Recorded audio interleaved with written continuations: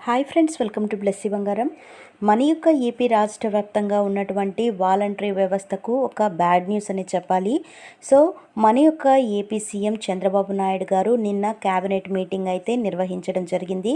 ఈ క్యాబినెట్ మీటింగ్లో వాలంటీర్ల గురించి ఏం చెప్పారు, సో పెన్షన్ల పంపిణీ ఎవరైతే చేస్తున్నారో పూర్తి వివరాలు నేను మీకు తెలియజేస్తాను. మన ఛానల్ని మొదటిసారి చూస్తున్నట్లయితే ప్లీజ్ సబ్స్క్రైబ్ అవర్ ఛానల్. పక్కనే ఉన్న బెల్ ఐకాన్ని ట్యాప్ చేయండి, ఆల్ అనే ఆప్షన్ని యాక్టివేట్ చేసుకోండి. ప్లీజ్ ఫ్రెండ్స్ లైక్ చేయండి. గవర్నమెంట్ నుంచి వచ్చే ప్రతి చిన్న అప్డేట్ ఎప్పటికప్పుడు నేను మీకు తెలియజేస్తూ ఉంటాను. సచివాలయాల సిబ్బందితో ఇంటింటికి పెన్షన్ పంపిణీ, మరి వాలంటీర్లను ఏం చేస్తారు అంటూ మనకు నోటిఫికేషన్ విడుదల చేశారు. ఏపీ వాలంటీర్ల భవితవ్యంపై ఇంకా స్పష్టత రావడం లేదు. కోడ్ ఉన్న కారణంగా గత 4 నెలలుగా వారు పెన్షన్ పంపిణీ చేయలేకపోయారు. ఇప్పుడు ప్రభుత్వం మారడంతో పెన్షన్లను సచివాలయ సిబ్బంది ద్వారా పంపిణీ చేయాలని నిర్ణయించారు. మరి వాలంటీర్లకు ఎలాంటి బాధ్యతలు ఇస్తారన్న దానిపై స్పష్టత లేదు. ఏపీలో వృద్ధాప్య పెన్షన్లు, ఇతర పెన్షన్లు పొందే వారికి ప్రభుత్వం గుడ్ న్యూస్ చెప్పింది. ఇక బ్యాంకుల వద్ద వెళ్లాల్సిన పని లేదు. 1వ తేదీ ఉదయాన సచివాలయ సిబ్బంది వచ్చి పెన్షన్లు పంపిణీ చేస్తారు. వచ్చే నెల అంటే జూలై 1వ తేదీన ఒక్కొక్క పెన్షన్ లబ్ధిదారుడికి 7,000 రూపాయల పెన్షన్ ఇస్తారు. ఆగస్టు 1వ తేదీ నుంచి 4,000 రూపాయల చొప్పున ఇస్తారు. గతంలో వాలంటీర్లు ఉదయమే వచ్చి పెన్షన్లు పంపిణీ చేసేవారు. కానీ ఈసారి పెన్షన్ల విషయంలో వాలంటీర్లు ప్రమేయం లేకుండా చేయాలని కేబినెట్లో నిర్ణయించారు.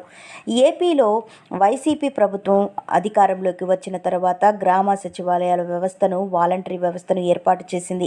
వాలంటీర్లు ప్రధానంగా వృద్ధుల పెన్షన్ను పంపిణీ చేస్తుంటారు.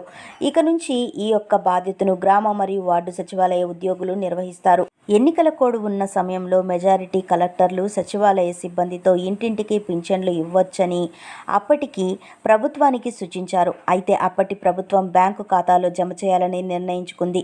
ఇప్పుడు చంద్రబాబు నాయుడు గారు ప్రతి సచివాలయం పరిధిలోనూ ఇంటింటికి వెళ్లి ఇవ్వాలని నిర్ణయించారు.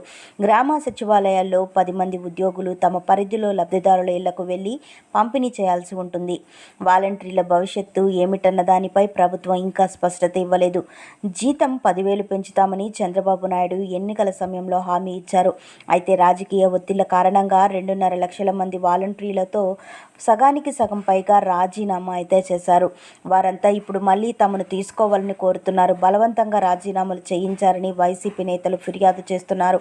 వాలంటీర్లు ప్రధాన విధులు పెన్షన్లు పంపిణీ చేయడం, అది కూడా సచివాలయ ఉద్యోగులకే ఇవ్వడం. వాలంటీర్లకే ప్రభుత్వం ఏం చేస్తున్నదన్నది ఆసక్తికరంగా మారింది. ఎన్నికల కోడ్ వచ్చిన తర్వాత వారిని విధుల నుంచి తప్పించడంతో అప్పటి నుంచి వారికి పని లేదు, జీతాలు కూడా ఇవ్వడం. ఇప్పుడు కొత్త ప్రభుత్వం వచ్చినప్పటికీ కూడా వాలంటీర్లకు ఇంకా ఏ పని చెప్పడం లేదు. పెన్షన్ల పంపిణీ బాధ్యతలు కూడా ఇవ్వకపోవడంతో తమ పరిస్థితి ఏమిటన్న ఆందోళనలు వాలంటీర్లు కనిపిస్తున్నారు. సో ఫ్రెండ్స్, చూశారు కదా, వాలంటీర్లు అందరూ కూడా ఉంచుతారా తీసేస్తారా అని ఆందోళన పడుతున్నారు. సో ఫ్రెండ్స్, చూశారు కదా, ఇదండి మనకు వచ్చినటువంటి లేటెస్ట్ అప్డేట్. మరిన్ని వివరాల కోసం, మరిన్ని అప్డేట్స్ కోసం మన బ్లెస్సీ బంగారం ఛానల్ని సబ్స్క్రైబ్ చేయండి ఫ్రెండ్స్. Thank you.